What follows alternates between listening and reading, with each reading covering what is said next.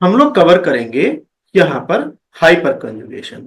और hyper conjugation से study करने से पहले हम लोग पहले ट्राई करेंगे CH3 पॉजिटिव की।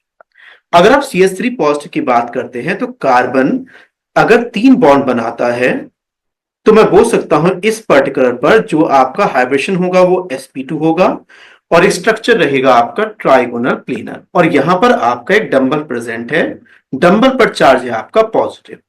अगर कोई डंबल खाली है तो बार बार वो किसी ना किसी पर्टिकुलर ग्रुप या एलिमेंट से इलेक्ट्रॉन की डिमांड करेगा। अगर वो इलेक्ट्रॉन डिमांड करेगा तो डंबल को बोला जाएगा लुईस एसिड। जो लोन पेयर डोनेट करता है उसे आप बोलते हैं लुईस बेस, और जो लोन पेयर रिसीव करने की ट्राई करेगा उसे आप बोलेंगे लुईस एसिड।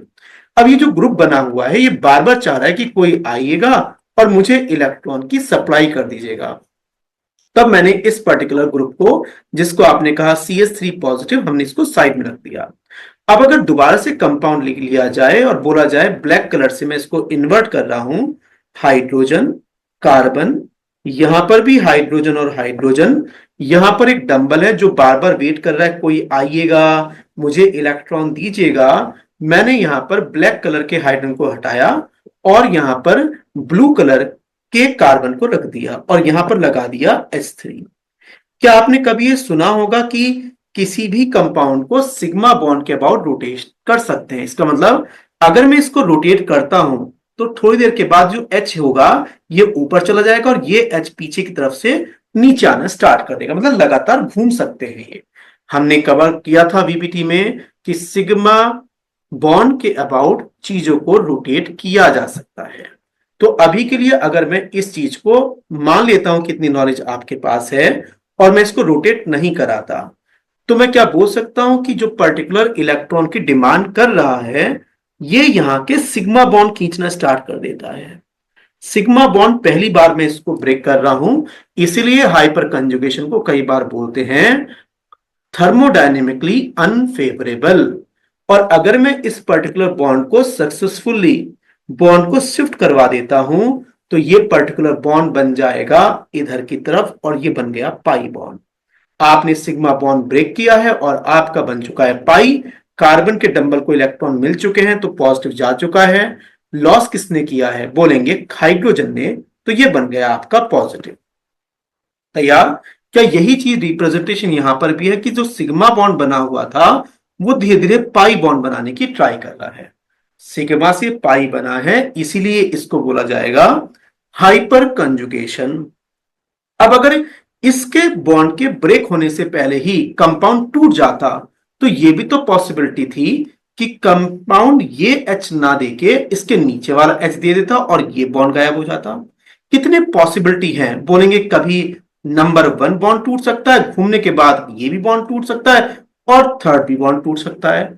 इसमें कार्बन जो है वो कार्बन कार्बन सिग्मा बॉन्ड के अबाउट रोटेट करने के बाद एक एक करके हाइड्रोजन को तोड़ने की ट्राई करेगा। बहुत से लोग बोल सकते हैं कि कैसे टूटेगा, हमें तो 3 डायमेंशनल स्ट्रक्चर आपको दिखाना है। तो हम लोग कन्फॉर्मर पे अगर पहुंच जाते हैं और वहां पर स्ट्रक्चर दिखाया जाए तो क्या ये स्ट्रक्चर आपको विजिबल है कि लगातार आपका जो सिग्मा बॉन्ड होता है वो घूम सकता है, और अगर ये बॉन्ड घूमेगा तो जो आज H बीच में है या ऊपर है वो थोड़ी देर के बाद और ऊपर पहुंच जाएगा, और जो ऊपर था वो बॉन्ड नीचे चला जाएगा, और जैसे ही वो पर्टिकुलर यहां पर आएगा तो वो सिग्मा कैस में कन्वर्ट हो जाएगा? बोलेंगे पाई बॉन्ड में। तो लगातार सिग्मा बॉन्ड का पाई बॉन्ड में कन्वर्ट होना ही नाम है आपका हाइपर कंजुगेशन। और इस चीज में हमारे पास कितने ऑप्शन अवेलेबल हैं या कितने हाइड्रोजन अवेलेबल हैं? तो बोलूंगा यहां पर 3। इस 3 डायमेंशनल डायग्राम को इग्नोर करते हुए अगर हम दोबारा से पहुंचते हैं तो मैं क्या बोल सकता हूं यहां पर कि आपने 3 हाइड्रोजन बनाए हैं और बार बार रोटेट होके कभी यहां का H का बॉन्ड टूटेगा, कभी नंबर 2 टूटेगा और कभी नंबर 3 टूटेगा। इसका मतलब पाई बनाने के लिए 3 हाइड्रोजन अपना सिग्मा बॉन्ड ब्रेक कर रहे हैं। अगर आप स्ट्रक्चर को ध्यान से देखते हैं कंट्रोल Z करने के बाद तो नंबरिंग कर लेते हैं। यहां पर अगर देखा जाए तो नंबर 1 में कोई बॉन्ड नहीं, नंबर 2 में सिग्मा बॉन्ड, नंबर 3 में सिंगल बॉन्ड। इसका मतलब 1 2 3 पर H और कार्बन के बीच में एक बार है कोई भी बॉन्ड नहीं, जीरो बॉन्ड, और 2 और 3 में सिंगल बॉन्ड। इसका मतलब इनके बीच का बॉन्ड 0 से 1 के बीच में आएगा, जिसको हमने डॉट डॉट से रिप्रेजेंट किया है। अगर आप हाइड्रोजन को देखते हैं तो हाइड्रोजन बोलेगा मेरे पास H पॉजिटिव है, मेरे पास कोई चार्ज नहीं, मेरे पास कोई चार्ज नहीं। इसका 2 बार चार्ज आया है 0 और 1 बार चार्ज आया है +1। इसका मतलब चार्ज 0 और +1 के बीच में रहेगा, इसीलिए हमने इसको यहां पर बोल दिया पार्शियल पॉजिटिव चार्ज। और पार्शियल पॉजिटिव चार्ज अब आपको यहां पर विजुलाइज हो गया होगा। क्या ये दोनों पॉइंट क्लियर हो गए कि यहां पर कंप्लीट सिग्मा बॉन्ड नहीं आएगा और वहां पर कंप्लीट पॉजिटिव चार्ज नहीं आएगा? क्या दोस्तों इस लोकेशन पे केवल सिग्मा बॉन्ड है और इन तीनों लोकेशन पे पाई बॉन्ड है। इसका मतलब इस लोकेशन पे सिंगल बॉन्ड और डबल बॉन्ड के बीच का है, जिसको आपने डॉटेड से बनाया है। क्या इस पूरी स्ट्रक्चर में अगर आप ध्यान से देखते हैं तो क्या पॉजिटिव चार्ज एक जगह रहा या पॉजिटिव चार्ज डिस्पर्स हो गया? चार्ज अगर डिस्पर्स हो जाता है तब आप बोलते हैं कि कंपाउंड स्टेबल हो गया है, क्योंकि लॉजिकली था चार्ज कम स्टेबिलिटी ज्यादा। आगे चलते हैं, हम थोड़ा सा ऑब्जेक्टिव अप्रोच भी लेके चलेंगे। अब अगर मैं यहां पर अपने नोट्स में थोड़ा सा आपको गैप बना देता हूं, क्योंकि हाइपर कंजुगेशन ज्यादातर जगह पर छुड़वा दिया जाएगा। तो ये अल्फा एच क्या होता है भाई? आप गलत चले गए हैं, दोबारा वापस आइएगा। यहां से आपको नीचे जाना था, ठीक है। तो हम लोगों को अल्फा एच याद करने के लिए याद करना है कि सबसे पहले आपको चेक करना है कि कहीं पर कार्बन डबल बॉन्ड कार्बन होना चाहिए। मैंडेटरी कंडीशन है, ध्यान रखिएगा। येलो कलर से अगर आपने कार्बन डबल बॉन्ड कार्बन देख लिया है तो उसके बराबर में नंबर 2 पॉइंट बोलता है कि वहां पर sp3 हाइब्रिडेशन होना चाहिए। पहले डबल बॉन्ड चेक करेंगे, नंबर 2 पर आपको यहां पर कार्बन चेक करेंगे, इस कार्बन पर हाइब्रिडेशन कितना होना चाहिए, बोलेंगे sp3। और इससे अटैच होने वाले हाइड्रोजन का नाम होता है अल्फा एच। तो तीनों स्टेप याद करना है आपको। पहले डबल बॉन्ड देखना है, उसके बाद उसके एडजेसेंट में कार्बन देखना है, उस कार्बन पर हाइब्रिडेशन sp3 ही होना चाहिए। एक मेथड तो ये है। अगर आप इंटरमीडिएट की बात करने लगते हैं तो कई बार हम लोग इंटरमीडिएट में ये भी बोल देते हैं कि अगर आपके पास CH2 पॉजिटिव है और यहां पर कार्बन बना हुआ है तो आप इस कार्बन को भी अल्फा कार्बन नाम देंगे, जिसको मैंने ग्रीन कलर से सर्कल कर दिया। ये आपका हो गया अल्फा कार्बन और ये तीनों के तीनों हो गए आपके अल्फा हाइड्रोजन, चाहे वो डबल बॉन्ड हो या वो कार्बोकेटायन के बराबर में हो। अब हमें जो चीजें अलग से चीजें थोड़ा सा पढ़ना होता है, पहली बार डीलोकलाइजेशन है किसका? सिग्मा इलेक्ट्रॉन का। पहली बार हमने सिग्मा बॉन्ड को ब्रेक किया है। अगला हाइड्रेशन होना चाहिए sp3 और p के बीच में ओवरलैपिंग, और ये काफी ज्यादा इंपॉर्टेंट है। जिसमें अल्फा एच ज्यादा होते हैं वो कंपाउंड उतना ही ज्यादा स्टेबल माना जाता है। हमने कहा जी हम सबसे पहले एनसीईआरटी के कुछ अच्छे से क्वेश्चन करेंगे जो काफी ज्यादा इजी हैं। चेक कीजिएगा, क्या मैं बोल सकता हूं डबल बॉन्ड के बराबर में कितने अल्फा कार्बन है? बोलेंगे अल्फा कार्बन तो यहां पे दिखाई दे रहे हैं कि 3 3 या 4 अल्फा कार्बन है। उन कार्बन पे हाइब्रिडेशन आपका हो गया कितना? sp3। तो उनसे अटैच होने वाले हाइड्रोजन हो गए अल्फा एच। क्या चेक कीजिएगा, क्या यह अब आपको क्लियर हुआ कि आप इस एग्जाम्पल में अल्फा हाइड्रोजन आपके हो गए 12? सोच लो पहले, और धीरे धीरे हम चैप्टर को इजी भी करेंगे। तो यहां पर तो आपके आ गए 12 अल्फा एच। चेक कीजिएगा कि इसमें 9 अल्फा एच है। डबल बॉन्ड के बराबर में कार्बन, कार्बन के हाइड्रोजन 9 अल्फा एच। बहुत बढ़िया। अल्फा एच कम हुए तो स्टेबिलिटी कम हो गई।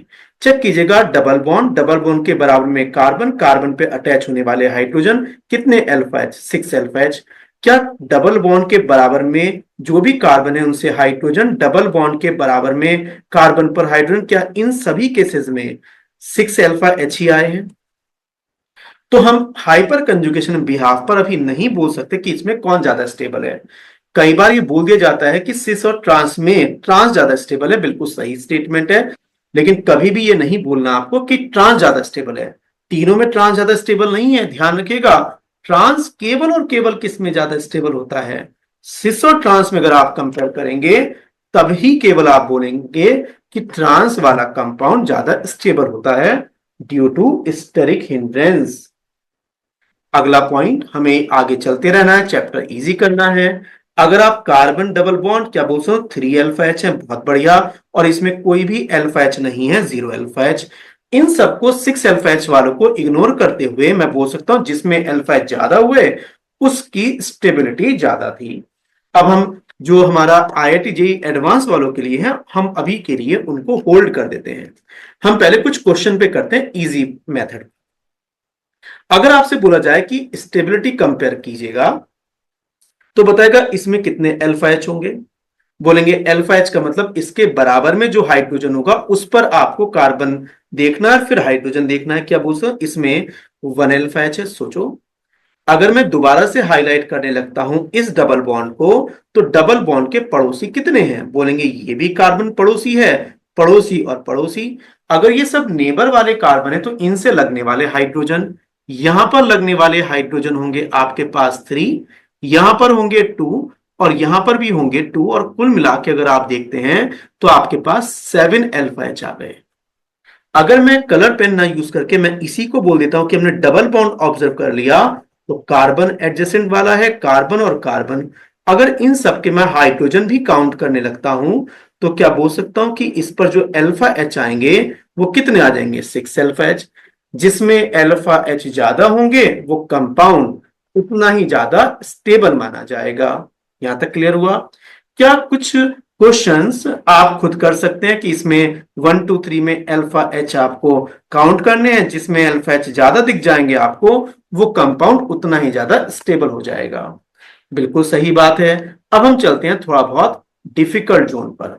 आपको बोला गया कि अगर मैं बॉन्ड लेंथ को कंपेयर करने लगूं तो ए और बी में किसकी बॉन्ड लेंथ कम होगी?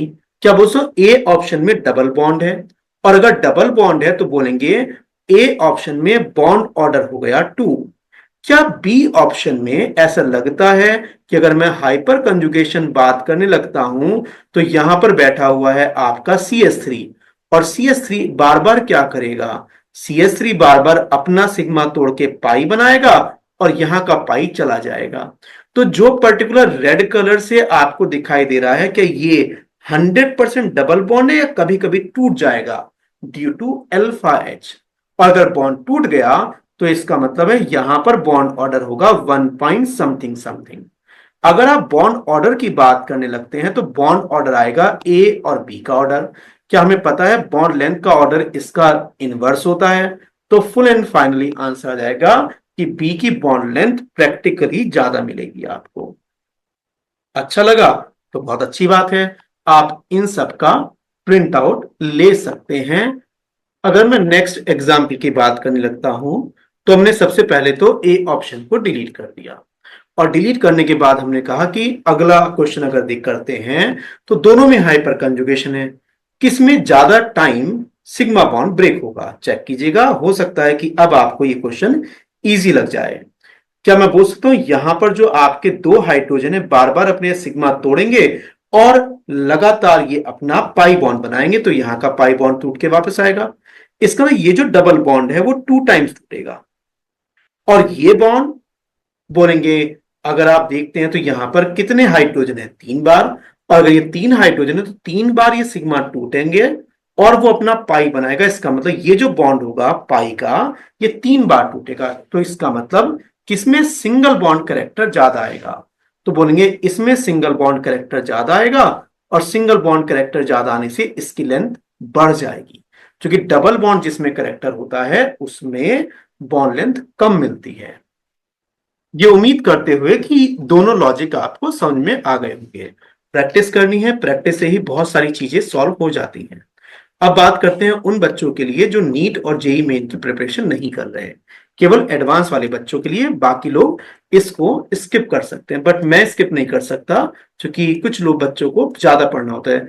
आप लोगों से रिक्वेस्ट है, नीट वाले बच्चे बिल्कुल ना इसको रीड करें क्योंकि डिफिकल्ट है। देखो, सबसे पहले अगर आप ध्यान से इस स्ट्रक्चर को देखते हैं तो हमने कहा कि हम बनाते हैं C डबल बॉन्ड C, और यहां पर तो बना दिया HH, इधर बना दिया आपने CH3 और CH3। क्या बोल सो इसमें 6 अल्फा H है? सोचो जरा। और अगर मैं सेकेंड एग्जाम्पल लेता हूं तो हम बोलेंगे कि देखो इसमें भी आपका जो कंपाउंड बना हुआ है इसमें भी आपका CH3, इसमें भी आपके 6 अल्फा H है। अब अगर मैं कुछ ना कुछ करके हाइपर कंजुगेशन कराना स्टार्ट कर देता हूं। तो यहां पर जो बॉन्ड बनेगा वो बनेगा कार्बन, हाइड्रोजन, हाइड्रोजन और हाइड्रोजन। ये सिग्मा बॉन्ड अगर जाता है पाई बनाने, तो कार्बन 5 बॉन्ड तो बना नहीं सकता, तब ये पर्टिकुलर बॉन्ड इसके ऊपर आएगा। अगर इसके ऊपर आएगा तो ध्यान रखिएगा, आप गलती से भी इसको रेजोनेंस नहीं बोल सकते, क्योंकि रेजोनेंस में कभी भी सिग्मा बॉन्ड को ब्रेक नहीं करते। अगर मैं इस एरो को फॉलो करता हूं और बॉन्ड को ब्रेक कर देता हूं आपके अकॉर्डिंग, तो क्या थोड़ी देर के बाद जो आपका स्ट्रक्चर बनेगा वो यहां पर तो डबल बॉन्ड आएगा और यहां पर नेगेटिव आएगा और H पर आ जाएगा पॉजिटिव। ठीक है यहां तक। सिमिलर ऑब्जर्वेशन अगर मैं राइट साइड वाले कंपाउंड में भी करता हूं, CH3G आप अगर चले जाते हैं और यहां पर हाइड्रोजन आ जाता है, तो ये बॉन्ड सिग्मा बनाएगा पाई। मैंने कहा जी पाई अगर आप बन जाते हैं तो अच्छी बात है, बॉन्ड बन गया और यहां का पाई टूट कर नीचे वाले का चला जाएगा कार्बन के ऊपर नेगेटिव चार्ज। ठीक है। अब बताइएगा कौन सा नेगेटिव ज्यादा स्टेबलाइज हो रहा है या कौन सा ज्यादा अनस्टेबल है। इस कार्बन नेगेटिव को पूछोगे तो बोलेंगे मेरे बराबर में तो हाइड्रोजन बैठे हुए हैं। लेकिन अगर आप इस कार्बन नेगेटिव को देखेंगे तो मुझे ऐसा लग सकता है कि मेरे बराबर में एक CH3 बैठा हुआ है जो कि मुझे इंडक्टिव प्लस आई से इलेक्ट्रॉन डोनेट कर रहा है। तो अगर कार्बन पर नेगेटिव आने के बाद और कोई कंपाउंड इलेक्ट्रॉन देना स्टार्ट कर देता है तो चार्ज बढ़ जाएगा, और चार्ज अगर इंक्रीज होगा तो आप ये बोलेंगे कि कंपाउंड अनस्टेबल हो गया। इसीलिए जब मिथाइल ग्रुप सेम साइड आते हैं तो वो ज्यादा स्टेबल बनता है ट्रांस के कंपैरिजन में। कई बार कुछ लोग जल्दीबाजी में बता देते कि ट्रांस सबसे ज्यादा स्टेबल था, ये स्टेटमेंट बिल्कुल गलत है। आप लोगों को याद करना चाहिए कि सिस और ट्रांस में ट्रांस कंपाउंड ज्यादा स्टेबल है। ये हमारा रहा हाइपर कंजुगेशन एलिमेंट्री इंफॉर्मेशन। इन सब की प्रैक्टिस जो हम करेंगे वो क्लास नंबर 2 में करेंगे, क्योंकि प्रैक्टिस तभी की जाती है जब रेजोनेंस, हाइपर कंजुगेशन और इंडक्टिव तीनों चीजें एक साथ हो जाती हैं। तो क्लास 1 और 2 बहुत ज्यादा इंपॉर्टेंट मानी जाती हैं।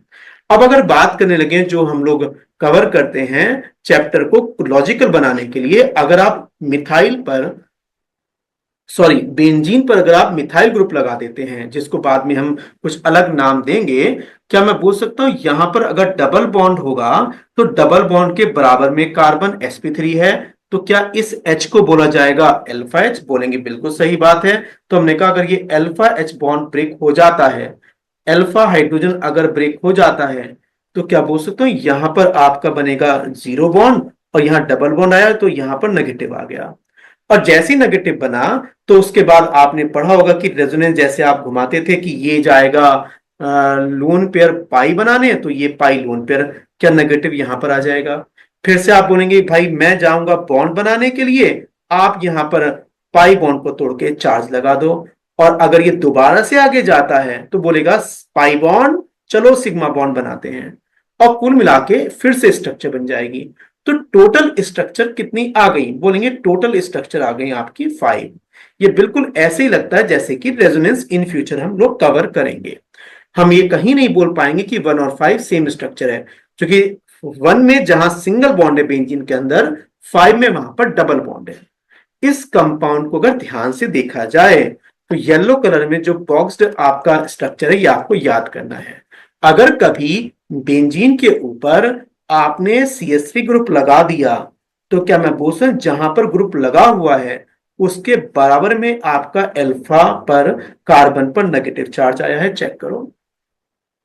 उसके बाद नेगेटिव चार्ज कहां आया है भाई? फॉन्ट साइज बड़ा कीजिएगा, इंपॉर्टेंट है। इसलिए क्या बोल सकता अगली बार नेगेटिव यहां पर आया था, इसका मतलब इन फ्यूचर इसको बोलेंगे पैरा पोजिशन, इसको बोला गया था ऑर्थो पोजिशन और इसको ऑर्थो पोजिशन। तो हम लोग कई बार बच्चों को याद करवाते हैं कि जहां पर भी मिथाइल ग्रुप लगा है उसके पड़ोस में नेगेटिव आ जाता है और उसके ठीक सामने नेगेटिव आता है। मेरे पड़ोस में नेगेटिव और मेरे ठीक सामने नेगेटिव चार्ज आ जाता है, और ये क्या है? बोलेंगे ये रेजोनेंस नहीं है, ये हाइपर कंजुगेशन है। इसने इलेक्ट्रॉन प्रोवाइड करवाए हैं बेंजीन को, इसलिए इसका नाम हो जाता है प्लस H, जिस टाइप से आपने प्लस आई किया था। इस चीज को हम लोग काफी ज्यादा अप्लाई करते हैं। तो हाइपर कंजुगेशन को आप इग्नोर ना करें, जो बॉक्स में येलो कलर में है इसे समझने की ट्राई कीजिएगा। अब अगर प्लस एच आया है तो एक टॉपिक ऐसा भी आएगा जो माइनस आई आएगा, जो हमारे यहां ज्यादा नहीं पूछा जाता। बताएगा कार्बन और सीएल में इलेक्ट्रॉन कौन लेके जाएगा, बोलेंगे सीएल लेके जाएगा। अगर सीएल लेके जाएगा तो कार्बन पर चार्ज, कार्बन का बॉन्ड जा चुका है, और कार्बन का अगर बॉन्ड जा चुका है तो मैं क्या बोलता हूँ, बेंजीन के पाई इलेक्ट्रॉन बाहर आ जाएंगे।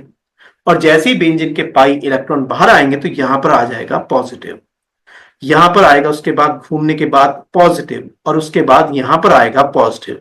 इसका मतलब जहां पर भी CCl3 रखा जाए उसके पड़ोस में पॉजिटिव चार्ज आता है, उसके ठीक सामने पॉजिटिव आता है। बेंजीन से किसी ने इलेक्ट्रॉन खींच लिए हैं, इसीलिए इस इफेक्ट का नाम क्या लिखा जाता है, बोलूंगा इस इफेक्ट का नाम है माइनस एच इफेक्ट। और माइनस एच इफेक्ट ज्यादा इंपॉर्टेंट नहीं है, रीजन हम इसको ज्यादा अप्लाई करते नहीं है, क्योंकि ज्यादा एग्जाम्पल हमारे सिलेबस में नहीं है इस चीज को। तो आपको प्लस एच वाला लॉजिक जरूर याद रखना है। और अगला टॉपिक हमारा रहेगा रेजोनेंस।